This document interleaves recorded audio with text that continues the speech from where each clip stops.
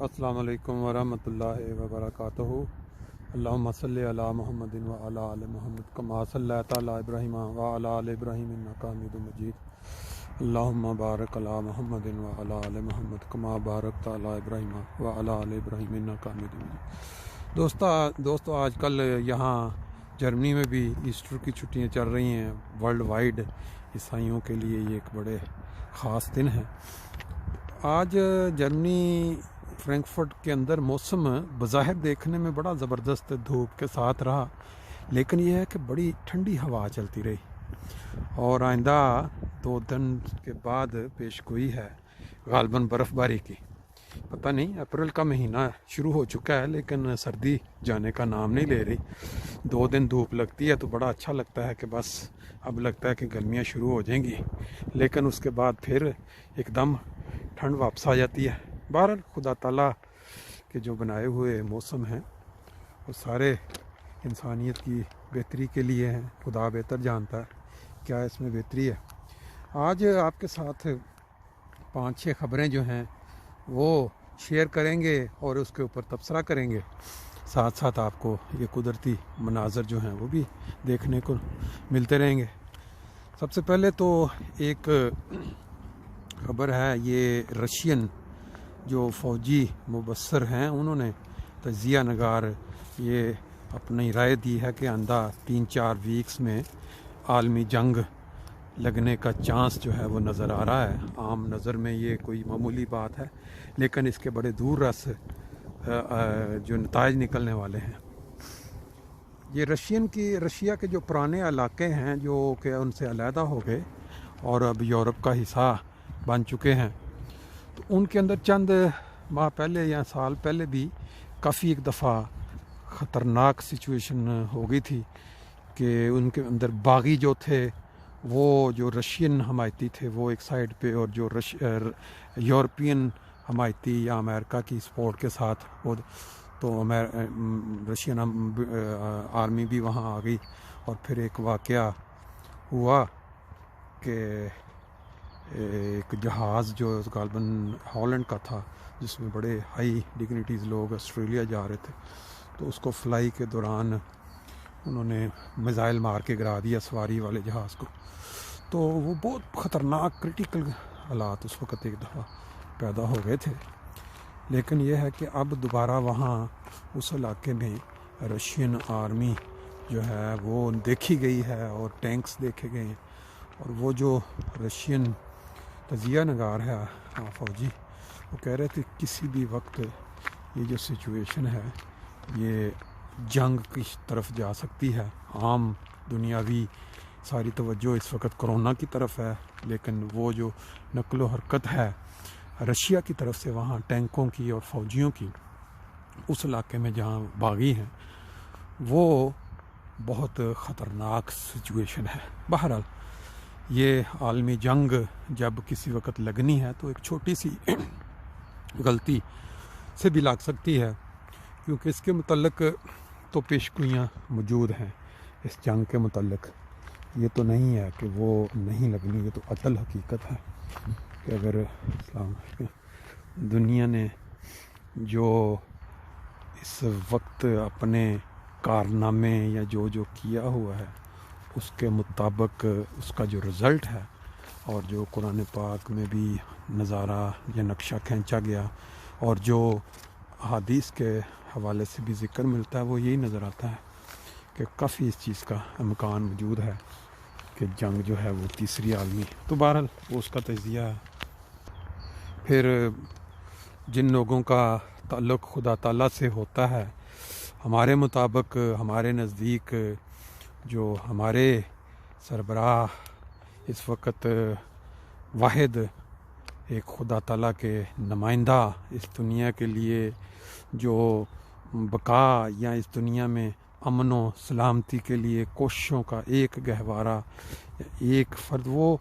खलीफतुल मसीह हैं। और उन्होंने भी बारहा ज़िक्र किया है कि भाई तीसरी आलमी जंग की तरफ दुनिया जा रही है, ख्वाह कोरोना की वजह से हो, ख्वाह किसी और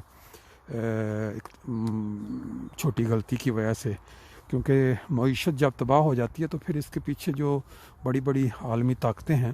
وہ اپنی بقا کے لیے یہی ایک حربہ استعمال کرتی ہیں. تو اللہ تعالیٰ بچائے اس سے. ہماری شام کی جو واک ہے وہ تقریباً ٹھنڈے موسم میں جاری ہے، اور یہ دیکھ رہے ہیں آپ اس وقت جو پرندوں کی آوازیں عموماً صبح کے وقت آیا کرتی ہیں، چہچہانے کی، حمد کے گیت جو کہ اس وقت نہیں ہوتی، اس وقت وہ اپنے اپنے گھونسلوں میں واپس جا چکے ہیں. دوسرا جو ہے وہ پاکستان میں جو کرونا کی وجہ سے 24 گھنٹے کے اندر 5000 سے زیادہ کیس جو ہیں پازیٹیو نظر آنے سے بہت زیادہ تیزی کے ساتھ سچویشن وہاں خراب ہو رہی ہے. تو انہوں نے بین الصوبائی جو ٹریفک ہے، بسیں ہیں، ان کو بند کرنے کا اعلان کیا ہے کہ ہفتے میں 2 دن وہ بند رہیں گی. اب اس پہ عمل کتنا ہو سکتا ہے یہ ایک علیحدہ ٹاپک ہے. اسی طرح ایک کیا کہتے ہیں ملتان کے اندر ہاسپٹل پاکستان میں، اس میں ایک دن میں مریضوں کا جو آپریشن ہوا آنکھوں کا موتیا کے لیے، اس کو تو بہرحال پاکستان میں آپ کو پتہ ہے کافی زیادہ مریض عام طور پہ ہوتے ہیں، وہ علاج ہی نہیں کرواتے اس وجہ سے کہ خرچہ ہوتا ہے، غریب ہیں. تو گورنمنٹ نے ایک اسکیم نکالی تھی غریبوں کے لیے ہیلتھ کارڈ کی، تو اس کے تحت ان کو یہ سہولت دی گئی کہ وہ گئے ہیں بیچارے کروانے. تو ایک دن کے اندر وہ جتنے مریضوں، میرا 15 تھے غالباً، یا جن کا انہوں نے آپریشن کیا، اور ان میں سے وہ 7 لوگ وہ ہیں جن کی بینائی ضائع ہو گئی. ایک ہی ہاسپٹل، ایک ہی ڈاکٹر، ایک ہی ٹیم جس نے کیا. تو وہ کہتے ہیں جی وہ ان کا آپریشن کے بعد ان کو انفیکشن ہو گیا تھا اور اس وجہ سے ہوئی ہے. حالانکہ جو لوگ ادھر ترقی یافتہ ممالک میں ان کو پتہ ہے کہ اگر ڈاکٹر صحیح آپریشن کرتا ہے اور موتیا کا تو وہ چانسز اتنے زیادہ نہیں ہوتے کہ اتنے زیادہ مریض. لیکن جہاں پہ لا اینڈ آرڈر کا کوئی حساب نہ ہو اور جہاں کوئی قانون سخت نہ ہو ڈاکٹروں کی پکڑ کا، اور وہاں تو آپ کو پتہ ہے کہ کیسے کیسے پاکستان میں انتظامات ہوتے ہیں کس لیول کے. تو اب دیکھتے ہیں اس کا وہ گورنمنٹ انکوائری کر رہی ہے کہ 7 لوگوں کی بینائی ایک ہی دن میں آپریشن سے چلی گئی، اور ان میں سے وہ مریض کہہ رہے ہیں جی ہمیں اب پیسے نہیں چاہیے، ہمیں وظیفہ نہیں چاہیے، ہمیں ہماری بینائی واپس، اگر وہ واپس آئے گی تو اس وقت تک ہم احتجاج کریں گے. بہرحال پاکستان میں آپ کو پتہ ہے زیادتیاں اس سے بھی بڑی بڑی ہو جاتی ہیں. کچھ عرصہ وہ میڈیا کا حصہ یا میڈیا ساتھ دیتا ہے، اس کے بعد وہ چیز دب جاتی ہے کیونکہ کوئی قانون نہیں ہے وہاں کسی قسم کا.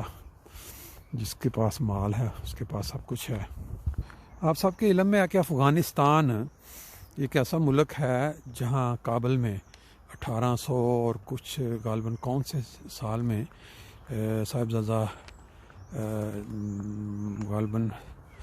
صاحبزادہ پورا نام میرے ذہن سے نکل گیا، ان کی شہادت ہوئی تھی. تو اس وقت اللہ تعالیٰ کے جو فرمودہ، جو اللہ تعالیٰ کی طرف سے امام وقت، امام مہدی جن کو ہم کہتے ہیں، انہوں نے اللہ سے خبر پا کے، یا انہوں نے جب ان کی شہادت کی خبر سنی تو ایک ذکر کیا تھا افغانستان کی زمین کے متعلق کہ کابل کی سرزمین تم اللہ کی نظر میں گر گئی ہو، تو اب کہاں ان کو سکون یا وہ امن نصیب نہیں ہوگا. یہ جو خون ناحق خون بہا ہے، یہ اب اس اندر نسلیں دیکھیں گی. تو ابھی 1-2 دن کی بات پہلے کی ہے کہ وہاں ٹی وی چینل کے اوپر کام کرنے والی جو خواتین تھیں، یعنی اس ملک کی حالت اتنا ہے کہ ہر دوسرے تیسرے دن کوئی نہ کوئی ایسی خبر ملتی ہے کہ انسان دہل جاتا ہے. تو جو خواتین تھیں ان کو انہوں نے ایک دہشت گردوں نے کہہ لیں یا وہ جو ملائزم یا کٹر پن، انہوں نے ان کو باقاعدہ نشانہ بنا کے قتل کر دیا، صرف اس وجہ سے کہ وہ ٹی وی پہ کام کرتی تھی. یہ تو واقعات چھوٹا سا ہے، ویسے تو وہاں ہر دوسرے تیسرے ہفتے اتنا زیادہ خون بہتا ہے کہ انسان دیکھے تو ان کی جو وہاں گلیاں ہیں یا وہ تو خون سے بھر جاتی ہیں. لیکن بہرحال ہر انسان اس کو اپنی نظر سے دیکھتا ہے. جو لوگ خدا والے ہوتے ہیں وہ خدا کے بندے کی جو پیشگوئی ہوتی ہے یا جو الفاظ ہوتے ہیں اس پہ غور کرتے ہیں. جو دنیا دار ہوتے ہیں وہ اپنی نظر سے اس کو دیکھتے ہیں. بہرحال اللہ بہتر جانتا ہے کہ وہ جو شہادت صاحبزادہ عبداللطیف شہید کی ہوئی، اس کا ان واقعات کے ساتھ جو ابھی تک بڑی تسلسل سے چل رہے ہیں افغانستان میں، کتنا گہرا تعلق ہے. لیں جی اب ہم نے راستہ جو ہے نا ذرا گھاس والا لے لیا ہے گرین، اور ان گھروں کی طرف واپسی۔ آپ کو یاد ہوگا کہ غالباً 4 اپریل 1979 کی شام رات کو ایک بہت ہی بڑے نام والے شخص کو، جس کا خیال تھا کہ مجھے کوئی دنیا کی طاقت جو ہے وہ ہلا نہیں سکتی، کیونکہ جب طاقت انسان کے ہاتھ میں ہوتی ہے تو اس کا وقت اس کو خدا تعالیٰ بھی بھول جاتا ہے، اور باقی اس کی جو توجہ ہے کہ کوئی پوچھا جاؤں گا، کوئی پکڑا جاؤں گا، وہ بالکل ختم ہو چکی ہوتی ہے۔ تو ذوالفقار علی بھٹو وہ 4 اپریل 1979 غالباً تھا سن، جب اس کو رات 2 بجے پھانسی پہ لٹکایا گیا۔ تو اس کے متعلق وقت کے امام جو تھے انہوں نے، اب اس وقت تو ان کو نہیں علم تھا کہ کیا، لیکن ایک پیش گوئی کے کچھ الفاظ تھے،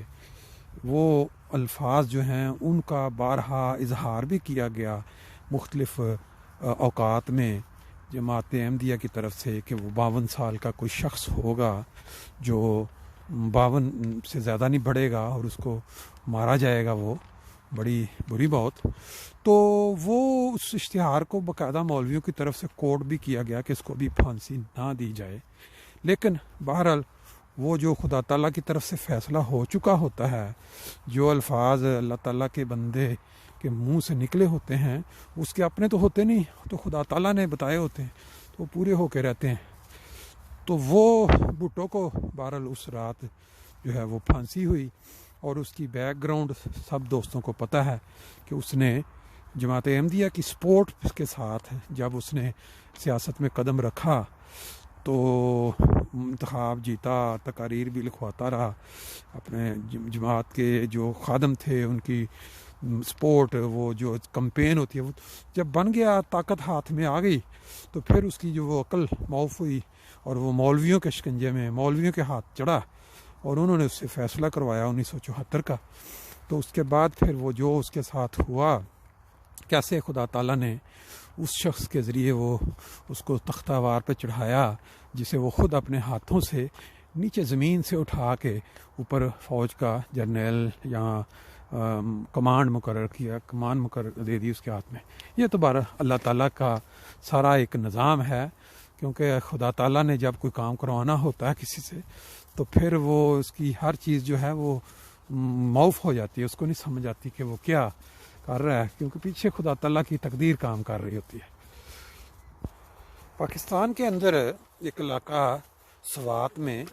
بہت ہی زبردست انہوں نے ابھی نیا تقریباً شروع کروایا ہے ٹورسٹ کے لیے، جس طرح سوئٹزرلینڈ میں اسکائی اپنا ہوتے ہیں نا کرنے کے لیے اسکیٹنگ ریسورٹ، وہ ہے معلم جبہ کا علاقہ سوات میں، یہ شروع کروایا گیا ہے۔ تو بہت اس کی کمپنی کو انہوں نے دیا تھا آرڈر کہ وہ گورنمنٹ نے ان کے ساتھ معاہدہ کیا، انہوں نے کروڑوں روپیہ لگا کے، اربوں بلکہ لگا کے انہوں نے اپنا اس کو کروایا،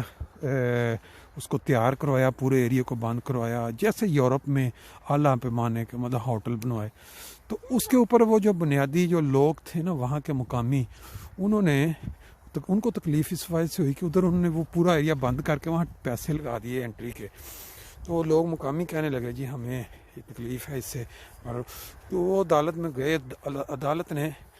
وہ معاہدہ جو گورنمنٹ سے اس کمپنی نے کیا تھا اس کو بالائے نظر رکھتے ہوئے انہوں نے پابندی لگائی کہ یہ 300 روپیہ جو انٹری کا لیتے ہیں، تو وہ کمپنی نے پھر اس کا بند کیا۔ ابھی ہر بے شمار سیاح وہاں جا رہے تھے اس علاقے میں، ٹورسٹ بیرونی ممالک سے، تو اب وہ کمپنی نے کہا جی ہمارا تو اربوں کا نقصان ہے اگر ہم یہ چیز بند کریں۔ تو وہ ابھی اس پہ بھی آج کی تازہ خبر تھی کہ وہ پاکستان میں اب وہ کہہ رہے ہیں کہ اس کو حکومت کے ساتھ جو معاہدہ ہے اس کے مطابق کوئی حل نکالا جائے تو دوبارہ، کیونکہ اس سے ٹورسٹزم بہت زیادہ مضبوط ہو رہی تھی، بہت لوگ آ رہے تھے۔ اور آخری خبر جو یہ ہے کہ کروشیا میں کچھ سالوں سے مکھیاں جو شہد کی ہوتی ہیں نا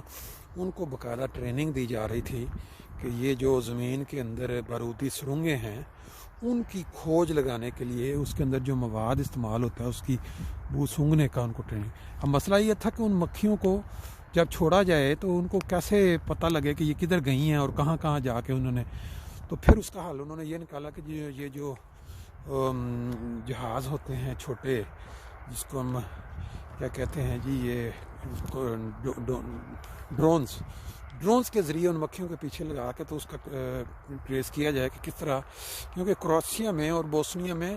ہزاروں کی تعداد میں ابھی تک وہ زمین کے اندر دبے ہوئے جو ہے نا، جو انسان کے لیے نقصان دہ ہیں، بہت زیادہ بارودی سرنگیں. تو اس کو اب وہ تلاش کرنے کے لیے انہوں نے شہد کی مکھیوں کو ٹریننگ دے لی ہے، اور وہ آگے اڑاتے ہیں اور وہ جاتی ہیں جنگلوں کے اندر ان علاقوں میں، وہ جہاں کہ وہ بیٹھتی ہیں تو ان کو پتہ چل جاتا ہے، اس کی وہ اسکریننگ کرتے ہیں، پھر ہم اسے نکال لیتے ہیں. جی آج کی جو بات چیت تھی، یہ خبریں چند آپ سے ڈسکس ہو گئیں. باقی انشاءاللہ پھر نیکسٹ ٹائم یہ دیکھیں لوگوں کی ریل پہ ادھر جگہ پہ وہ ہلکے سا وہ بنا ہوا ہے، لوگ جو آ کے اپنا پکنک کرتے ہیں، تو گاڑیوں والے لوگ آ رہے ہیں شام کے ٹائم.